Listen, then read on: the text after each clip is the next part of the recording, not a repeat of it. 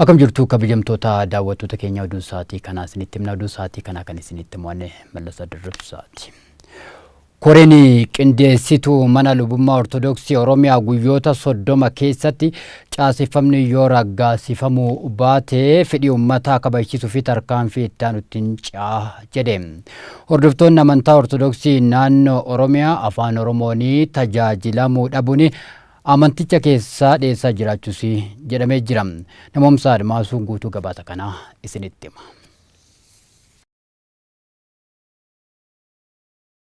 Abbaa ilma hafuura qulqulluu Waaqayyo tokkotti ni amanna. Ameen. Manni amantaa kiristaanaa kan bu'uureffamte mootummaa Waaqayyoo dhala namaatti lallabuu fi dhaaltuu mootummaa Waaqayyo gochuu fi jedha ibsi mana Lubummaa Ortodoksii Tawaahidoo Oromiyaa kennite. Kana galmaan ga'uuf ammoo afaan 72 tajaajila akka eegalte yaadachiiseera ibsichi. Manni Lubummaa Ortodoksii Tawaahidoo Oromiyaa akka hundaa'u sababoonni dirqisiisan 8 tarreeffamaniiru. Hordoftoota amantichaa sababa afaan isaaniin tajaajilamuu dhabuun mana amantaarraa dheessan miiliyoonaan lakkaa'aman deebisuufis filannoon jiru mana Lubummaa Ortodoksii Tawaahidoo Oromiyaa bu'uuressuun jedhameera. Tokko uummanni naannichaa fi afaan Oromoo kan dubbatan harki caalaan uummata biyyattii kan haguugan waan ta'eef. 2 teessumni lafa ishee naannoo tokko qofaa malee naannoowwan biroo waliin waan wal daangessuuf. 3 poolisiin barnoota naannichaa fi afaanni hojii mootummaa naannichaa afaan Oromoo waan ta'eef. 4 kutaan biyya keenyaa hundaa fi biyyoota ba'a Afrikaatti afaanni Oromoo kan dubbatamu waan ta'eef. 5 akka biyyaatti afaan Oromoo afaan hojii federaalaa akka ta'uuf dhiibbaan uummataa bal'aan geggeeffamaa waan jiruuf. 6 baroota darban hir'inni amantoota keenyaa naannoo keessatti mul'ates waan ta'eef. 7 manni kiristaanaa akka alagaatti iddoo isheen itti ilaalamaa jirtu ilaalcha akkasii jiru naannoo keenya keessa waan ta'eef. 8 luboonni, daaqunoonni, barsiisonni fi tajaajiltoonni dhalattoonni naannoo xiqqoon kan keessatti argamanii fi tajaajila dhaloonni si'anaa kun barbaaduun tajaajiluudhaaf kan wal hin simnee fi tajaajiltoonni jiranis afaan hawaasichaa waan hin beekneef. Hordoftoonni amantaa kiristaanaa naannoo Oromiyaa dhalli namaa hundi mana amantichaatti walqixa akka ilaalaman ni amanu jedha ibsi kenname. Jijjiirama caasaa mootummaa waliin manni amantaa Ortodoksii Tawaahidoo caaseffama haaromsaa fi fooyyessaa akka turte himameera. Koreen qindeessituu Waajjira mana Lubummaa Ortodoksii Tawaahidoo Oromiyaa caaseffamni kun guyyaa 30 keessatti akka ragga'uuf gaafachuun yoo kun ta'uudhaa baate gara tarkaanfii itti aanutti akka ce'amu akeekkachiiseera. Waajjirri kun kan yaadachiisu miseensonni qulqulluu Sinodosii mana kiristaanaa Ortodoksii Tawaahidoo Itoophiyaa kanaan dura yeroo adda addaa rakkoo mana kiristaanaa Ortodoksii Tawaahidoo Itoophiyaa naannoo Oromiyaa keessatti jiru kan furu ijaarsa caasaa kana guyyaa 30 keessatti murteessee akka nu beeksisu ni gaafanna. Bu'uura walitti ibsameen yaa'iin qulqulluu Sinodosii guutuun walitti qabamee yoo nuuf hin murteessu ta'e rakkoo mana kiristaanaa furuudhaaf amantootaaf tajaajila ga'aa kennuudhaa fi deebii isaaniis deebisuuf akkasumas gaaffii mirgaa amantootaaf laatameef tajaajila kennuudhaaf amantoota wajjin mari'achuudhaan tarkaanfii barbaachisaa akka fudhannu ni beeksifna. Hordoftoonni amantaa Ortodoksii fi tajaajiltoonni sadarkaa garagaraan jiran akkasumas qaamonni dhimmichi ilaallatu hundi milkaa'ina mana Lubummaa Ortodoksii Oromiyaa akka tumsan koreen waamicha dhiyeesseera. Manni Lubummaa Ortodoksii Oromiyaa gufannaa malee haala hojiirra oolurratti qofaa xiyyeeffannaa jiran liqaa ilaaf qasiis Balaay Makoonnin. ከዚህ በኋላ እንዴት ይፈጸም የሚልና ብንነጋገር kana booda akkamitti hojiirra oolu qaba isa jedhu irratti qofa waliin dubbanna. Gaaffiin inni guddaan gufannaa malee haala ittiin hojiirra ooluu danda'udha. Malaaka Gannat Qomoos Abbaa Gabra Maariyaam Nagaasaa ammoo afaan Oromoo bataskaan akkan seenne gochuu fi bishooftuutti duulli nurratti gaggeeffameera jechuun dhiibbaa amantoota afaanicha dubbatan irratti godhamaa jiru ibsani. Bishooftuu Abuune Gabra Manfas Qidduus Beeta Kiristaanaa ቢሾፍቱ አቡነ ገብረ መንፈስ ቅዱስ ቤተክርስቲያን እዚው ከተማ ማዕከል ከተማው መሃል magaalaa Bishooftuu mana amantaa kiristaanaa Abuuna Gabra Manfas Qidduus jedhamu keessatti ijoolleef leenjiin daaqonummaa kennamaafii ture. Bulchiinsi godina Shawaa Ba'aa hojii badaa keessa jiruu fi manni amantaas harka diinaatti kufuun yoo isaaniif gale jennee ijoollee barsiisaa jirra.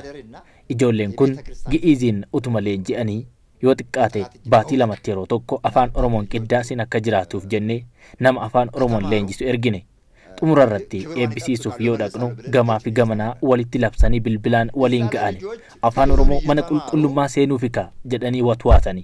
Jarri safuu hin beekne afaan Oromoo mana qulqullummaa galchuufi jedhanii nutti duulani. ኃላፊነቱን ስለሚረከቡት እየተለማመዱ እንዲሄዱ ብለን ልጆቹን ኦሮምኛ ቅዳሴ የሚያሰለጥን ላክ ነው። ሁሉም ሰዎቹ ተማሩ፣ አባቶች መዱ አሰለጠኑ፣ እኛም ሄድን። ከዛ በኋላ ተደዋወለ፣ ተቆላለፈ። Finfinneen magaalaa guddoo Oromiyaa waan taatee fi manneen amantaa Ortodoksii hunda keessatti afaan Oromoon kadhannaan akka gaggeeffamu goona jedhan Malaaka Gannat Qomoos Abbaa Gabra Maariyaam Nagaasaa. አዲስ አበባ የኦሮሚያ ዋና ከተማ ነው። አዲስ አበባ ደግመዋለሁ። Finfinneen magaalaa guddoo Oromiyaati. Irran deebi'aa Finfinneen magaalaa guddoo Oromiyaati. Manneen amantaa Ortodoksii Finfinnee jiran hunda keessatti afaan Oromoon qiddaaseen yoo gaggeeffame manni amantaa maal taati? Kanaafuu afaan Oromoon magaalaa guddoo keenya keessatti qiddaasee gaggeeffanna. Dhimma kanarratti sodaanis atakaaroonis hin barbaachisu. Akkuma afaan Amaaraan, afaan Tigree fi afaan Gi'iiziin qaddasamu afaan Oromoonis qaddafachuu barbaanna. በዋና ከተማ Irreecha Finfinnee uummanni miiliyoona 5 hanga miiliyoona 10 ta'u irratti hirmaatu milkeessuu fi qeerroo fi qarreen Oromoo xiyyeeffannoo addaan hojjechuu akka qabanii dhaamame. Waltajjiin marii milkaa'inaa kabajaa irreecha Finfinnee irratti xiyyeeffatee Finfinnee kutaa magaalaa Nifaas Silk Laaftoo aanaa Labuutti taa'amee jira. Waltajjii irratti irreechi Finfinnee waggoota 150 booda deebi'uun Oromoof injifannoo guddaadha jedhan qindeessitoonni qeerroo kutaa magaalichaa fi hirmaattonni marichaa. Hunduu uffata aadaan faayamee faajjii sirna gadaan miidhagee dhiyaachuu akka qabus dhaamamee jira. Milkaa'ina sirnichaa fi keessattuu qeerroowwan Finfinnee gahee olaanaa bahuu akka qabanis himanii jiru. Yihuun Ingidhaatu gabaase. Ayyaanni Ashandaa magaalaa Finfinnee galma Barkumeetti kabajame. Sirna kabajaa ayyaanichaa irratti dhalattoonni naannoo Tigraay fi jiraattonni magaalaa Finfinnee hedduun argamanii jiru. Kantiibaa Tananee magaalaa Finfinnee Taakkala Uumaa wayituma kana akka jedhanitti ayyaanni sabootaa fi sablammoota waliin kabajuun faayidaa guddaa qaba. Tokkummaa uummattoota biyyattii kan cimsu ta'uu eeranii beekamtii addunyaa irratti akka argatus ni gargaara jedhanii jiru. እንኳን ንበዓለ አሸንዳን በሰላም መጽሐፍኩም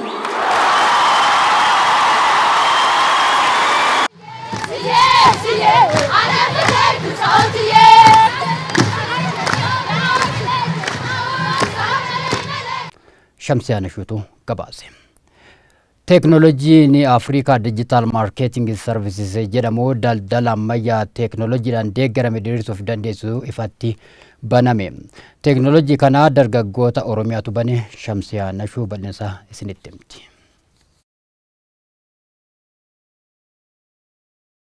Teknooloojiin Afrikaa Digital Marketing jedhamu daldala ammayyaa teknooloojiidhaan deeggarame diriirsuuf dandeessisu qabatee ifatti baname. Teknooloojiin haaraan kun oomishaa fi fayyadamaan iddoma jiranitti tajaajila barbaadan argachuu kan dandeessisudha jedha. Hundeessaa fi miseensa dhaabbata teknooloojii Afrikaa Digital Marketing keessaa tokko kan ta'e dargaggoo Abdiisaa Baancaa. Tajaajilli inni kennu dhaabbilee daldalaatii fi hojii salphisuu akkasuma immoo rakkoowwan teknooloojii biyya kana keessa jiru hiikuu akkasuma immoo tajaajiloota qaamni kamuu namni kamuu bakkuma jiru taa'ee tajaajiloota garaagaraa bitachuu gurgurachuu walumaa galatti giddugala gabaa jechuudha. Teeknooloojii kanaan namni kamiyyuu filannoo ga'aa waliin yeroo maallaqaa fi humna isaa qusatee tajaajila argachuu danda'a jedhu ogeessi ICT obbo Adam Waariyoo. Warri waa oomishu gatii bareedaadhaan akka gurgurachuu danda'u kabitatullee gatii bareedaadhaan gatii madaalaa ta'e walitti kompeerii godhee madaaleetiin gatii barbaachisaa ta'een iddoo kiisii isaa irraa baaseetiin iddoo hin ciramiin bitachuu akka inni danda'udha jechuudha objektiiviin kennaa. Daldalli biyya keenyaa haala kanaan yoo gaggeeffame diinagdee biyyaa guddisuu fi carraa hojii bal'aa uumas jedhu ogeessonni teeknooloojii kunneen. Waa'ee gara teeknooloojii kanaan baratanii fixatu jira.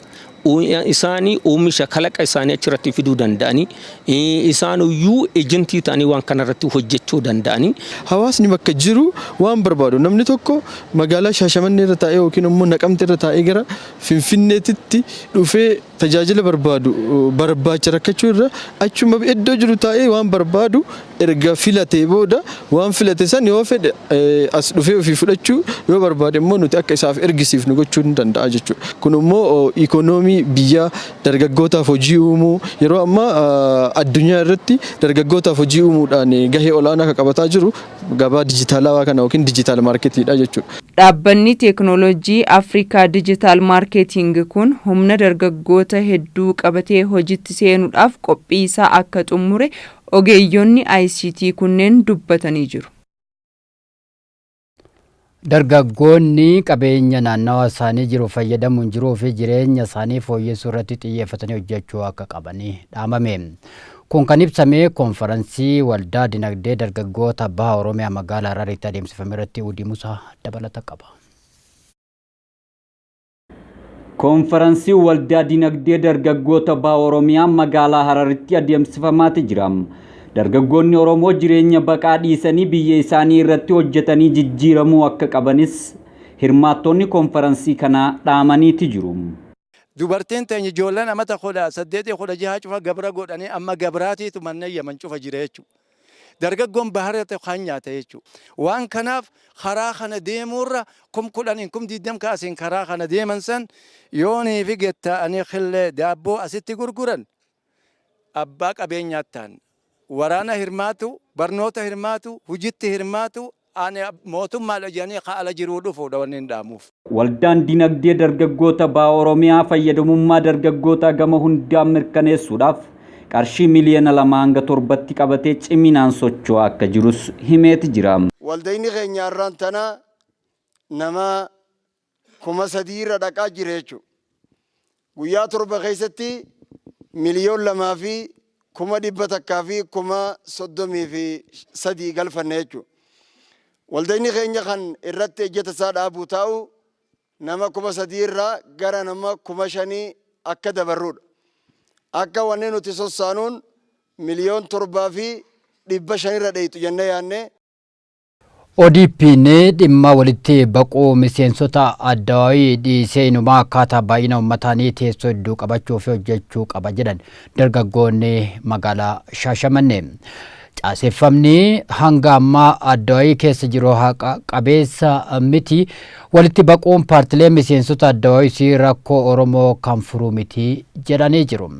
Iccitiin lafarra harkifannaa gaaffilee ijoo saba Oromoo ODP'n gita baay'ina uummataatiin sagalee isaa fi maluu dhabuudha jedhanii jiru. Abdii Tufaa dabalatasaa isinitti hima.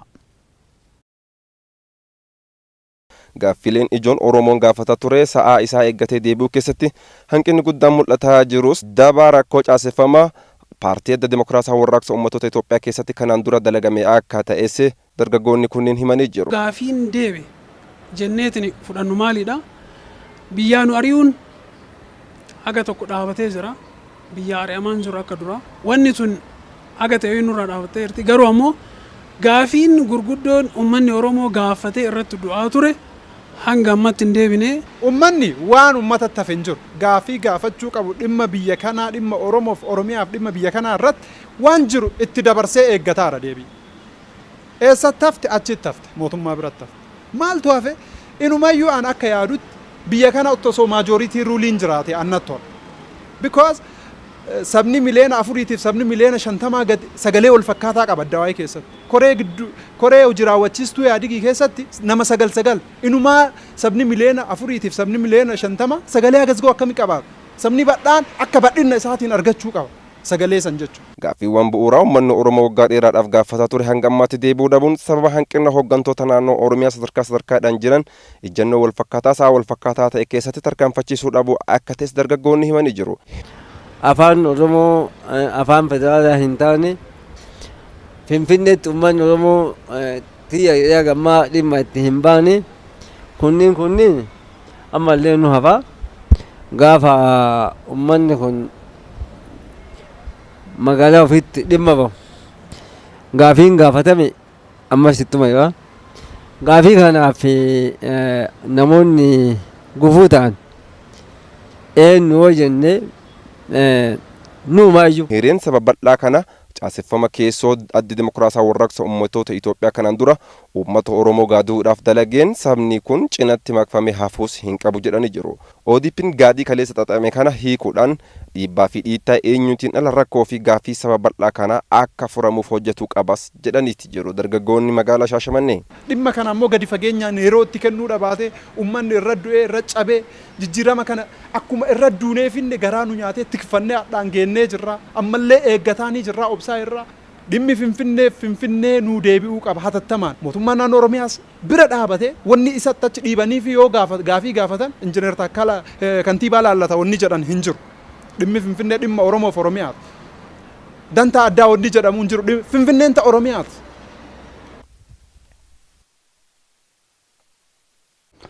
Egaan daawwattoota keenya oduun sa'aatii kanaa fi qabannee dhiyaanne kanaan gaammaatti daawwattanii qophiilee Oromiyaa Miidiyaa Neetwork hafan waliin turtii gaarii isiniif haa ta'u.